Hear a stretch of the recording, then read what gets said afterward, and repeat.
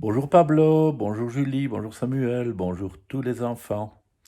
Dites-moi, ceux d'entre vous qui ont un petit frère ou une petite sœur, c'est très gai, c'est très chouette, mais vous vous souvenez quand on vous l'a annoncé?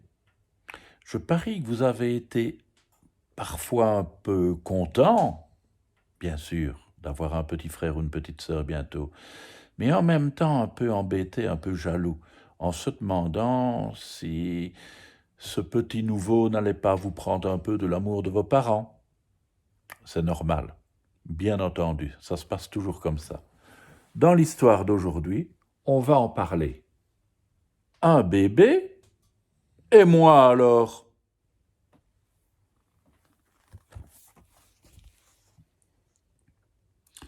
Je m'appelle Wei. Ça veut dire soleil dans la langue de mon papa.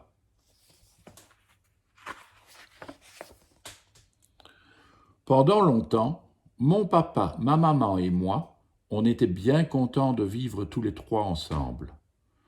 Maman disait toujours, tu es le plus beau gars du quartier. On ne peut pas avoir de plus bel enfant. Tu es mon amour, tu es le meilleur petit Wei que je connaisse. Je vais te manger, manger, manger. Elle essayait de m'attraper et on éclatait de rire. Mais un jour, j'étais en train de jouer dans ma chambre. Papa et maman m'ont appelé. Quand je suis arrivé dans la grande pièce, ils étaient assis l'un près de l'autre sur le canapé. Ils ont dit, « Nous avons une grande nouvelle à t'annoncer. Tu vas avoir un petit frère ou une petite sœur. »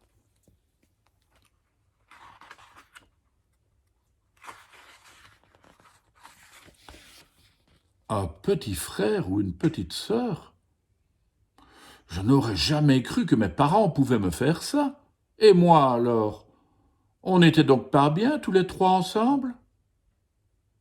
On s'est mis à attendre. On parlait tout le temps du bébé.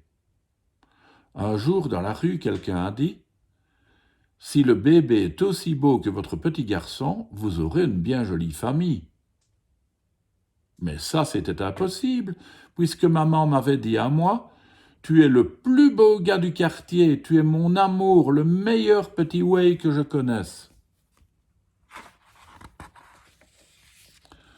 Alors, un soir, j'ai demandé à ma bonne fée « Chère fée, toi qui me veux du bien, s'il te plaît, est-ce que tu peux faire un bébé moins beau que moi? Je ne sais pas, moi, est-ce qu'il ne pourrait pas, par exemple, être rayé comme un zèbre? » Alors, l'air de rien, je demanderai à mes parents « Vous ne trouvez pas qu'il a l'air d'un zèbre ?» Un zèbre, crieraient en chœur mes parents. Mais, bien sûr, tu as raison, c'est un bébé zèbre. Mais qu'est-ce qu'on va en faire? Alors, je leur dirai d'aller vite au zoo pour présenter le bébé à une famille de zèbres. Les zèbres s'approcheraient, ils renifleraient le bébé rayé, ils croiraient peut-être au début que c'est un zèbre, mais soudain le bébé se mettrait à pousser des cris de bébé, des cris vraiment forts, alors...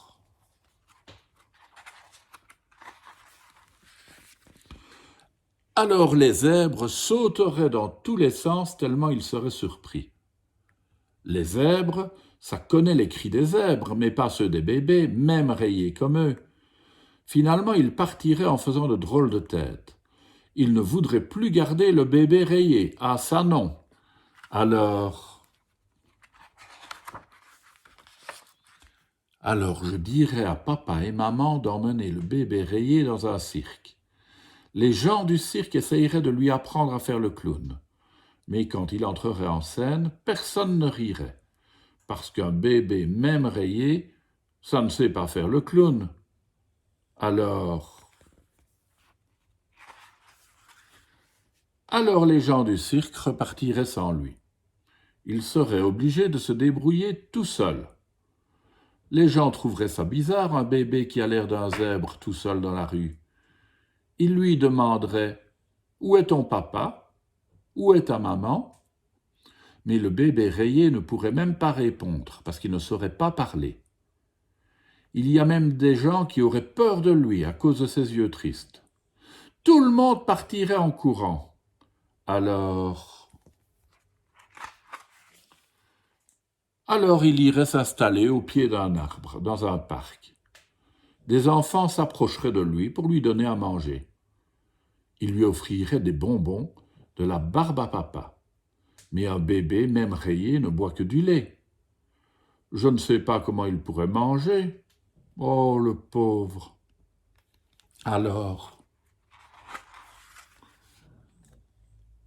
maman est arrivée. J'ai essayé de lui raconter tout ça.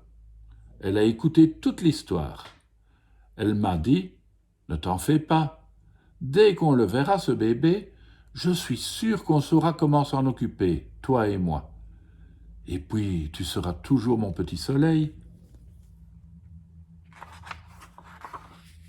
Et le ventre de maman a continué à pousser. Parfois, je me mettais tout contre elle pour parler au bébé. Je lui disais, toi, tu peux venir, rayé, ou à carreaux, ou à pois. Moi, je serai quand même gentil avec toi, tu sais.